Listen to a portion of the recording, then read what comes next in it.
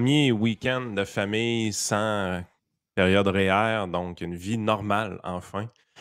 Euh, Oui. non, ça fait du bien. Ça fait OK. beaucoup de bien. J'ai pas remarqué depuis ce matin, ça semblait bien se passer sur les marchés Oui. avec la fin de semaine qu'on a eue, mais c'est quand même spécial de voir que il s'est passé de quoi en fin de semaine qui a des répercussions. Ben, on avait parlé vite la semaine passée là, de l'état de la Banque Crédit Suisse Oui. qui semble shaker le secteur financier. On avait parlé la semaine passée quand c'est arrivé. Ça serait tout relié à ce qui s'est passé avec la 16e banque américaine, la banque de Silicon Valley, là, qui a foiré il y a quoi, 2 semaines ou à peu près. Les répercussions de tout ça, on a comme un vent de face, puis on ne sait pas trop si c'est juste une tempête de vent ou un ouragan qui s'en vient. Sauf que en pleine fin de semaine, Crédit Suisse a levé les bras en disant on n'est plus capable, donc on a besoin d'aide. Donc son compétiteur direct les a achetés. Puis on a même garanti de l'argent là-dedans qui est de l'argent. Donc c'est UBS qui a acheté Crédit Suisse pour quelques milliards seulement, mais surtout, il y a une ligne de crédit qui a été émise par le genre de Fed Oui. européenne pour être certain que ça tienne, toute cette affaire-là. Donc, on est un peu dans le réimprimage d'argent, contrairement à ce qu'on faisait. Oui, puis non. Oui, puis non. C'est différent. Dans le sens que ça, c'est. En fait, si tu me demandes lequel rôle des banques centrales est le plus fondamental et le plus primordial, c'est ce qu'on a vu avec ces lignes de crédit-là qui ont été offertes à UBS. C'est que la Banque centrale, c'est réellement le dernier recours pour une banque qui serait en difficulté. Donc, la capacité d'octroyer des liquidités, c'est pas nécessairement imprimer de l'argent dans le sens que ça va avoir C'est un juste de impact. garantir que s'il se passe de quoi, ils sont là en arrière. Exactement. Exactement. C'est vraiment le backstop qui est là pour maintenir le niveau de confiance élevé dans les marchés. Moi, en fait, ce que j'aime ce matin, puis je pense que c'est un peu ce qui est décrit par les marchés. Quand tu vois le Dow Jones remonter, Nasdaq peu d'impact, mais c'est vraiment le Dow Jones qui remonte parce qu'on sait que les grosses banques peuvent avoir un poids assez important dans l'indice Dow Jones quand même. C'est de montrer que le système financier a la capacité présentement d'acheter un joueur qui est en difficulté. Je ne suis pas sûr qu'en 2008, c'était le cas. C'est la raison pourquoi en 2008, justement, il y a autant eu d'interventions étatiques dans la patente. C'était plus juste la Fed, là, c'était même le gouvernement américain là, qui devenait carrément propriétaire des actifs, des choses comme ça. Fait que, c'était spectaculaire parce que il n'y avait pas de joueur qui avait la capacité de sortir des liquidités pour acheter un compétiteur en difficulté à ce moment-là. C'était généralisé à l'industrie bancaire au complet. Fait que ce qu'on se rend compte, c'est que là, présentement, c'est moins généralisé qu'on pense. C'est généralisé à certaines banques régionales. Certaines banques se sont spécialisées dans certains domaines très précis. Mais il y a des compétiteurs qui ont les moyens et qui ont les liquidités pour acheter ces compétiteurs-là en problème. Ça, c'est une méchante bonne nouvelle pour les marchés financiers. Euh, Ça OK, donc montre. c'est de là la réaction des marchés dans le vert, parce qu'il y en a hier après-midi quand toute cette histoire-là a défilé heure de l'Europe. C'était quand même dimanche soir, là, la Oui. conférence de presse des autorités suisses. Il y avait un peu d'incertitude. On se disait comment les marchés vont réagir. Donc, de voir que tout est en vert aujourd'hui, c'est quand même une bonne nouvelle. Ça veut dire que tout le monde semble rassuré de par la réponse qui est arrivée hier. Oui, c'est de voir que c'est pas toutes les banques qui sont en difficulté. Puis certaines banques, justement, ont une capacité d'aller acheter les actifs d'une autre. Ça, c'est des très, très, très bonnes nouvelles. Ça montre que ça peut fonctionner parce que, je le répète puis je le dis, c'est notre perspective canadienne est vraiment très biaisée parce que on n'est pas habitué de voir une banque en difficulté. On n'en a pas de banque au pays, là. C'est c'est un Non, c'est ils ça. sont gigantesques. Tu sais, je vais te donner un exemple. Il y a 4000 banques aux États-Unis, mais il y en a 6 réellement au Canada, on pourrait dire. Il y a toutes sortes de petites virtuelles puis tout ça, mais si on reste vraiment au niveau standard du banking, là, on en a 6. Et tu es vraiment dans une position où est-ce que tu dis, écoute, oui, les Américains sont plus que les Canadiens, mais si on était aux États-Unis, il n'y en aurait pas 4000, il y en aurait peut-être 400 ou quelque chose comme ça. Tu sais. Fait que tu es vraiment dans une Oui, oui, c'est position ça. où tu te dis, non, non, il y a vraiment, vraiment un autre monde. Il y a un monde de spécialisation bancaire qu'on ne connaît pas au Canada. Alors, les portefeuilles sont naturellement diversifiés au Canada. Puis c'est la raison pourquoi les banques canadiennes, présentement, même si le marché immobilier canadien flacote un peu, là, on est dans une position où est-ce qu'il n'y a pas un niveau d'inquiétude élevé au Canada présentement pour son réseau bancaire parce que justement, il y a une diversification d'actifs qui est intéressante dans leur portfolio, chose que tu ne voyais pas avec SBV, évidemment. Hey, je te fais le tour de... J'ai quand même trouvé ça spécial que j'ai pas trouvé de texte sur ce qui s'est passé en fin de semaine dans les journaux locaux. Peut-être que j'ai pas regardé comme il faut, là, mais j'ai pas trouvé que... On n'est pas très... on n'est pas très friand de nouvelles économiques qui ont des impacts sur la vie de tout le monde sur la planète. Là. On n'est pas très de même. En tout cas, regarde, je vais revenir au sujet québécois, là, si vous voulez voir où je m'en vais avec toi, Yann. Là, mais, un 600 grammes de fromage ordinaire, très bon fromage, fromage cheddar, mais je veux dire, le processus est un des plus faciles à faire. 15 $ pour un 600 grammes. L'autre m'écrit bon matin, histoire de cabane à sucre, beau-frère avec sa blonde avec 2 enfants, dîne à la cabane à sucre, 46 $ par adulte, 36 $ par enfant, 200 $ avec les taxes pour 4 personnes pour manger des bines, des œufs et du pain. Et en même temps, ben, on a comme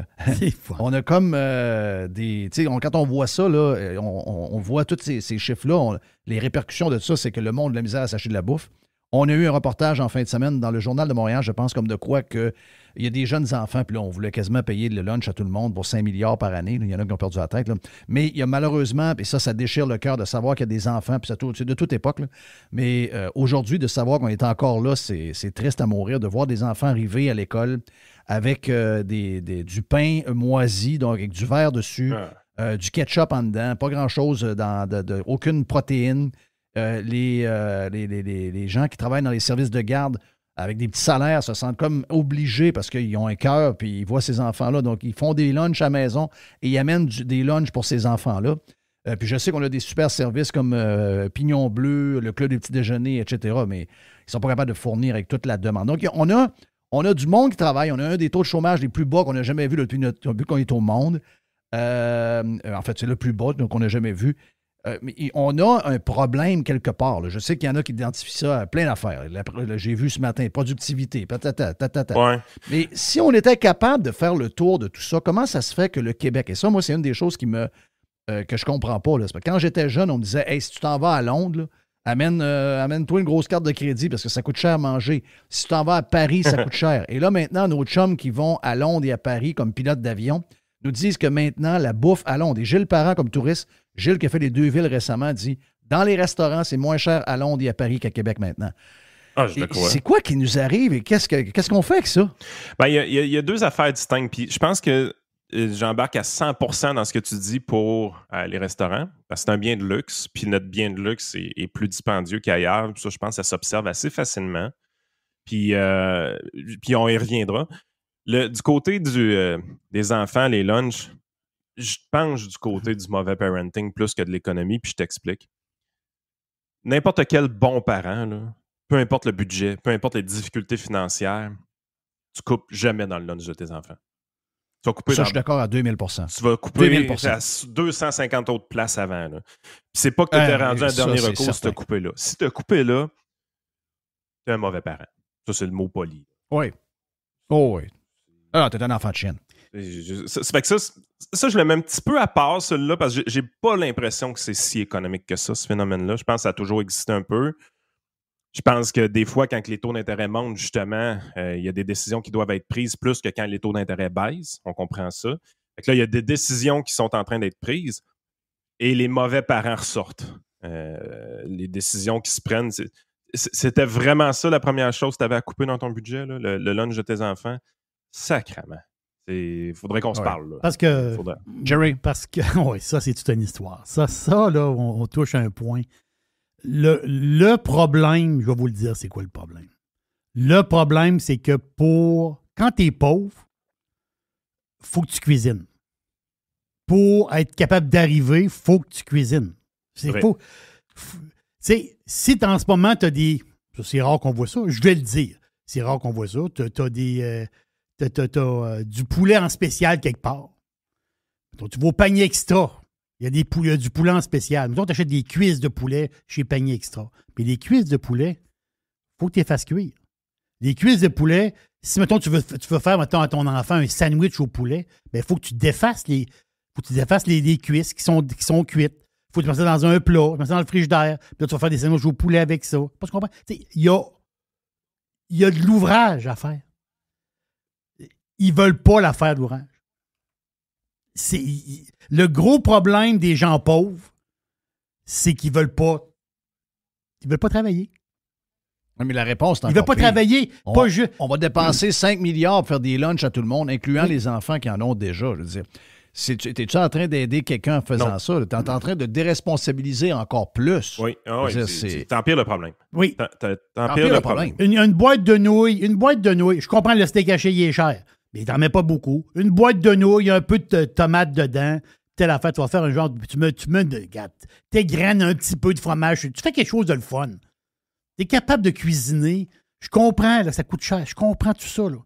Mais pour sauver, on le fait nous autres mêmes. On cuisine pour manger à moindre coût. Moi, je me fais des festins, puis ils ne me coûtent pas si cher que ça. Là.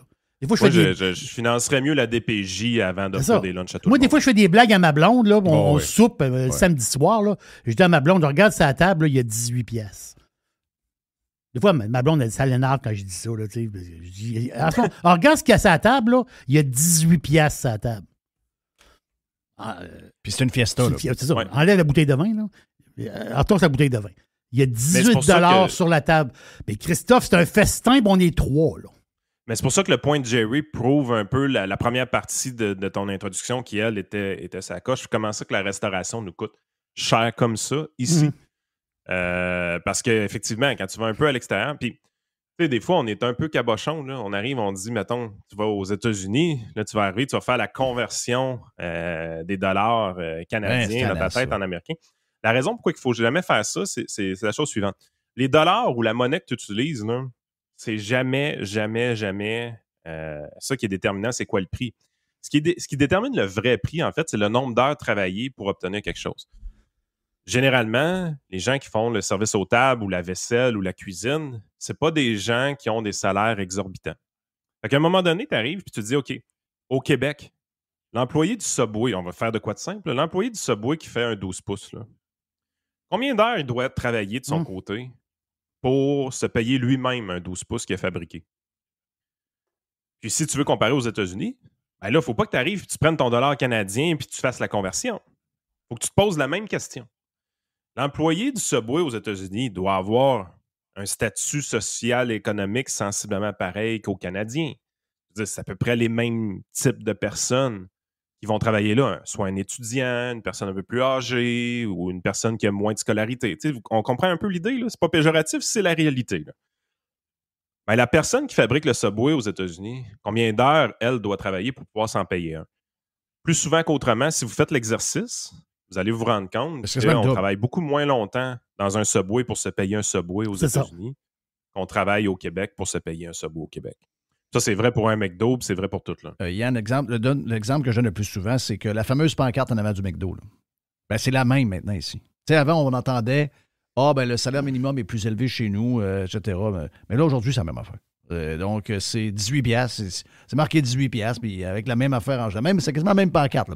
Donc, c'est 18 piastres. Mais malgré ça, je veux dire, si je vais manger avec ma blonde puis que je prends l'application, ben ça me coûte 12 piastres et demi, 2 lunchs au McDo. Donc, je vais me dire peut-être qu'il compense par le volume. Je sais pas, on dirait que moi, c'est le feeling que j'ai, c'est que depuis la COVID, les restaurateurs ont fait, c'est sûr qu'ils étaient aidés à tour de bras par le gouvernement, mais ils ont fait de l'argent avec le take-out. Oui. Donc, dans leur tête, sont comme passés d'un mood ou d'un mode, je devrais dire. Le mode, j'aime mieux faire moins de volume avec plus de profit que ce qui existait avant, même dans l'industrie du fast-food. Dans l'industrie du fast-food, c'était on en fait beaucoup, on en fait moins, mais vu qu'on en fait beaucoup, on en fait beaucoup. Et là, aujourd'hui, c'est moins ça. Là. Ton input est probablement bon. L'idée, par contre, il y a peut-être un lien avec la COVID, mais le lien, je le verrais ailleurs, dans le sens que en étant dans un mode de pénurie de main-d'œuvre un peu, eux autres, ils ont de la difficulté à se trouver du monde. Puis ils se sont fait voler du monde par le gouvernement comme c'est pas possible. Okay? Quand tu parles à des restaurateurs, c'est vraiment ça qu'ils vont te dire. Mais la plupart des employés qui travaillaient ici avant la pandémie, ils ne travaillent plus ici. Il y en a un qui travaille au gouvernement, l'autre travaille au gouvernement, l'autre travaille au gouvernement. Fait que la difficulté au niveau de la main-d'œuvre les amène à avoir exactement ta réflexion. Dire, OK, si j'ai plus la possibilité de faire du volume parce que je manque de monde, ben, je vais au moins m'assurer de faire de l'argent. Fait que oui, on joue sur les prix à ce moment-là parce que justement, on n'en veut pas trop de monde. Comment qu'on règle le problème? Ben, ou comment qu'on évite de créer ce problème-là? Ben, c'est plate, mais il faut le dire, dans les dernières années, les 3 dernières années, il y a probablement beaucoup de restos qui auraient dû fermer qui n'ont pas fermé. Parce qu'ils n'ont jamais fait de l'argent de même de leur vie, parce qu'il y avait toutes sortes de programmes gouvernementaux qui étaient accessibles de leur côté. C'était les plus touchés par les fermetures, donc c'était aussi indirectement les plus subventionnés. Il y a quand même 17 qui ont fermé. Là. C'est probablement pas assez. Il y a eu un ménage. Oui, c'est ça, je comprends ce que tu veux dire. Parce que, étant donné que présentement, la denrée qui est rare dans la restauration, c'est pas la bouffe, c'est le personnel. Ben, tu es dans une situation où est-ce qu'il aurait dû en fermer plus carrément. Puis c'est le même que le marché va se rééquilibrer. Moi, à mon avis, il va y avoir des abandons dans les prochains mois, prochaines années au niveau de la restauration. Vous allez voir la quantité de restauration que vous aimiez diminuer, ce qui va amener les employés à se redistribuer dans les autres jusqu'à temps qu'on réatteigne un équilibre puis que là, on ait le goût de recommencer à faire du volume. Mais tu as raison, présentement, c'est pas le volume qui est payant parce que tu as de la misère à faire du volume, parce que tu n'as pas assez de monde pour faire du volume. Fait que à ce moment-là, tu veux conserver ta marge de profit. C'est quoi tu fais? Tu augmentes les prix. Tu ne peux pas faire de volume de toute façon. Fait que même si les gens sont insatisfaits des prix, tu te dis, ça donne bien. J'ai pas besoin de remplir ma salle comme avant. Je peux pas remplir ma salle comme avant de toute façon. Fait que ça, c'est là qu'on voit comment que l'économie, les ajustements se font, mais ils se font vraiment sur des longues périodes de temps.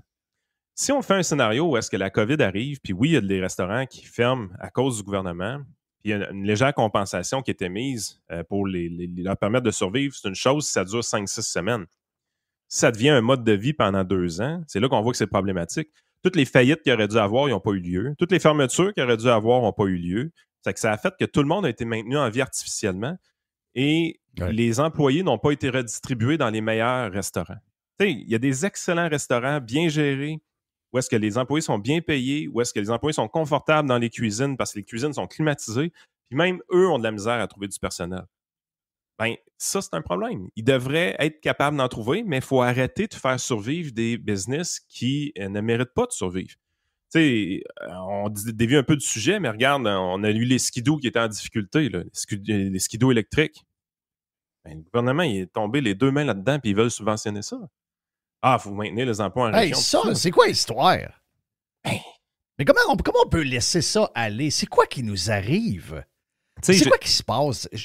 Comment ça qu'ils ont le droit de faire des patentes de même, d'aller sauver une entreprise que tu vois bien qui ira nulle part? Là. Essayer de sauver quelque chose qui n'est pas sauvable. Mais pourquoi on prend l'argent du monde pour faire ça? Comment on peut les laisser faire ça de même, sans responsabilité? Il n'y a personne de responsable, il n'y a personne qui va perdre ses REER, il n'y a personne qui va perdre le job si jamais ça ne marche pas. C'est sûr qu'à force de leur laisser toute la place qu'ils peuvent prendre avec notre cash, ils prennent tout ce qu'ils peuvent. Mais j'en reviens pas, moi, comment on est rendu tolérant, comment on est rendu bonasse, mais un peu con, finalement, un peu con. Pas grand place dans le monde où ce genre de choses-là arrive. Voyons, ça serait un scandale partout. Nous autres, c'est pas un scandale. Ça passe, la nouvelle 2 jours après fini d'un autre.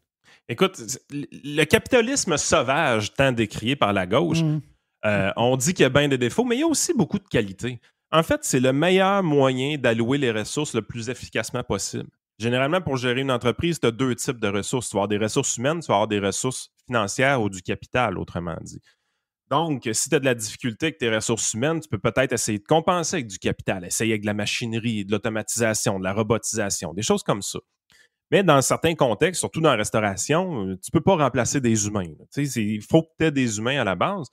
Donc, il faut que tu permettes aux humains d'être libérés d'une mauvaise entreprise pour être efficace et utilisé par une meilleure entreprise. Et il y a une façon que le marché a toujours réglé cette problématique-là, c'est quand il y a une mauvaise entreprise qui n'est plus capable d'être profitable, elle ferme. Mais on voit la fermeture souvent comme une fatalité. C'est sûr qu'une fermeture d'entreprise à 10 % de chômage, c'est tough en baptême parce que tu es dans une situation où est-ce que les gens, ils souffrent pour de vrai, ils vont manquer d'argent, ils vont manquer d'emploi. C'est pas une situation agréable. Sauf qu'une fermeture d'entreprise à 3,4 % de chômage, là, c'est loin d'être la fin du monde. En réalité, c'est quelque chose de bien qui arrive dans cette circonstance-là parce que tu permets au capital, donc tu arrêtes d'investir dans une mauvaise entreprise, dans une mauvaise idée, ici présent, des skidos électriques, et tu permets aux gens de se déplacer dans d'autres entreprises. Ouais, mais des fois, tu sais, c'est en région, puis l'occupation du territoire. Ben, c'est justement des concepts idiots comme ça qui nous amènent à prendre des décisions idiotes. À un moment donné, là, s'il n'y en a pas de job où est-ce que tu vis, tu as le droit de déménager aussi. Là. Ça peut arriver d'être ça la solution. Les villes sont souvent des hauts lieux de productivité. Ça change présentement. Les centres-villes sont délaissés. Puis, grâce au télétravail, on peut retourner en région. Peut-être que les régions vont être attirantes pour des jobs de col blanc éventuellement, mais pour d'autres types de jobs, peut-être que c'est mieux d'être en ville. Who cares? Who knows? La réalité, c'est que moi, je ne sais pas. Tu ne le sais pas, puis personne ne le sait. Tu auras beau faire un conseil de planification centrale incroyable avec Pierre Fitzgibbon au top qui essaie de décider c'est qui les meilleures entreprises puis quels projets doivent être financés. La réalité, c'est que même si c'est des top, et je ne crois absolument pas que c'est des tops, tu vas te tromper, tu vas échouer, tu ne seras pas capable de prévoir la demande qu'il va y avoir, tu ne seras pas capable de savoir si un projet est bon ou pas. Oui, mais tout le monde sait que le Québec va être plus attrayant pour les entreprises qui ne veulent pas venir. Puis il y a encore un rapport qui est sorti là, du gars du HEC, qui est le moins pire des économistes qu'on a, probablement. Là, j'oublie son nom. Mais on le sait là, qu'on donne à peu près 7,5 milliards de subventions de même, dans lequel le trois quarts ne feront rien, là, parce que les entreprises vont disparaître quand même. Et c'est à peu près le même montant qu'on va chercher en impôts avec les entreprises au Québec. Donc, si demain matin, on dit on n'en donne plus d'aide, par contre, on devient le paradis fiscal des entrepreneurs et des entreprises et des PME parce qu'il n'y a pas d'impôt provincial sur les entreprises. Probablement qu'il y a des entreprises qui sont parties, mettons, en Ontario, puis on va en parler dans quelques secondes de cette affaire-là, là. Mais il y a des gens qui changeraient leur... Parce que c'est ça le bug, c'est qu'ils ont trop d'argent entre les mains. Ça ne leur dérange pas qu'on la perde. Eux autres, ils ont comme... ils se donnent un succès sur deux, ils sont comme contents. Les millions qui revolent, c'est pas plus grave que ça. Sacrément, c'est mon argent. Si tu as mon argent en tant que personne ou en tant qu'entreprise, peux-tu y faire attention comme moi je fais attention à mon argent, sacrément, au moins? L'économie capitaliste a une grande facilité à mettre les ressources financières et les ressources humaines dans les mains des meilleures entreprises. Il faut juste la laisser aller. L'économie capitaliste, oui, ça peut avoir l'air sauvage pour des gens qui n'ont jamais compétitionné dans leur vie, mais à un moment donné, si l'entreprise n'est pas bonne, si l'entreprise n'est pas rentable, elle va fermer. Mais la fermeture d'une entreprise, ce n'est pas une fatalité, c'est une redistribution de capital ailleurs. C'est une redistribution d'employés ailleurs. Les gens vont être utiles dans des entreprises de meilleure qualité. Ah ouais, comment tu fais pour dire que ça va être une entreprise de meilleure qualité? Parce que Christy est encore en vie puis l'autre est morte. Ben c'est ça, c'est facile à voir. Si les skidoo, les skidoo électriques meurent, là, Taïga, je sais pas trop, là, ils meurent, eux autres, parce que là, ils n'ont plus d'argent, ils meurent, puis il y a peut-être un problème de vente ou de fabrication, j'ai aucune idée. Mais s'ils meurent, dans la tête de Fitzgibbon, dans la tête du gouvernement, ils vont dire, ben là, on leur a dû les aider. C'est comme une défaite là, pour le Québec. C'est une défaite pour le Québec. Ils voient ça de même, là. Un fleuron. Ils voient ça de même, c'est une défaite. Mais by the way, tu parlais du capitalisme. Amazon vient d'annoncer là qu'il allait enclairer un autre 9000. Là. Et voilà. Boum. Et ça, c'est des entreprises. Un nouveau 9000. Ça, c'est des entreprises qui avaient accès à beaucoup de capital, qui avaient la faveur des marchés, qui avaient accès à beaucoup d'employés. Tout le monde voulait aller travailler pour eux autres. Mais c'est des entreprises qui avaient tellement une facilité à faire des profits qui n'ont jamais eu réellement de pression de la part de leurs actionnaires pour augmenter la profitabilité, donc de faire le ménage dans les dépenses. On a toujours vu l'augmentation des revenus comme étant la source d'augmentation des profits saine et qui allait continuer à perdurer. Arrivent des temps plus durs, arrivent des temps de rationnement, arrivent des temps où est-ce que les actionnaires commencent à dire « Écoute, là, on a moins de croissance qu'on avait, c'est normal, on est rendu tellement gros. » Mais par contre, la marge de profit, on veut la conserver, on veut commencer à ramasser des dividendes, on veut réellement être récompensé pour nos investissements passés. Donc, si on ne peut pas augmenter les revenus à vitesse grand V, est-ce qu'on peut commencer à regarder du côté des dépenses? Et les entreprises le font naturellement parce que les actionnaires, leur intérêt, c'est de maintenir, conserver et grandir la marge de profit. Les profits, c'est toujours vu comme étant la source du mal dans le capitalisme, alors que c'est vraiment ce qui permet aux entreprises de retomber sur la terre la journée qui ont été dopées à l'argent facile. Parce que c'est un problème, l'argent facile. Ça te fait prendre des décisions qui sont stupides. Ben, c'est ça. Toutes les entreprises technologiques ont vécu ça. Mais ils en ont trop. Les gouvernements ont trop d'argent qui nous la redonnent. Ils ont trop d'argent. C'est pour ça qu'ils prennent des décisions connes de même. Exact. Il est là le problème. Quand tu as de l'argent trop facile, c'est que tu prends. C'est là où tu n'es pas wise avec ton cash. C'est là où tu réfléchis pas. Tu n'es pas wise. D'ailleurs, la saga Fitzgibbon, Volkswagen, la capitale mondiale, la vallée de la batterie, l'électricité à profusion, les terrains disponibles pour les entreprises vertes de l'avenir. Là, on apprend que, Volkswagen ne nous a jamais pris au sérieux. C'est des gens qui, on s'en occupe pas bien. C'est des gens qu'il faut croire qui ont à cœur de faire du développement de batteries. Ils ne sont pas équipés. On n'a pas de courant disponible pour eux autres. Puis en plus, le Québec qui regorge de terrain a pu savoir quoi en faire. Il semblerait qu'on n'a pas de terrain pour accueillir Volkswagen. Je veux dire, ça, c'est une autre histoire. Là. Ça, c'est une autre patente qui nous montre qu'on vit dans un monde un peu imaginaire où on se fait des grandes phrases creuses. La capitale mondiale de l'intelligence artificielle. La capitale mondiale des batteries. On n'a pas encore une maudite batterie de fête. On est le savoir-faire de l'électricité, puis le gaz naturel, on n'a pas besoin. Puis après ça, regarde, mettez-en, on peut rajouter un paquet d'affaires.